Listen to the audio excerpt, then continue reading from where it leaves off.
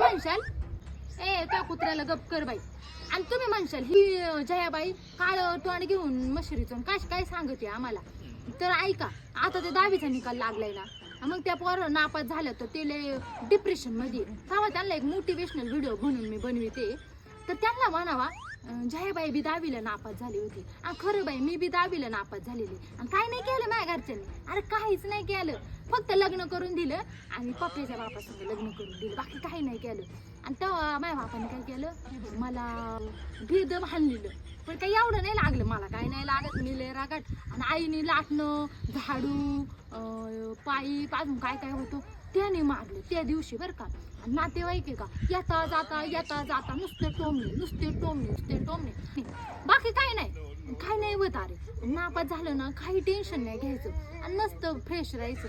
आणि एवढंच मला तुम्हाला सांगायचं होतं, तर मी बी नापास झालेली.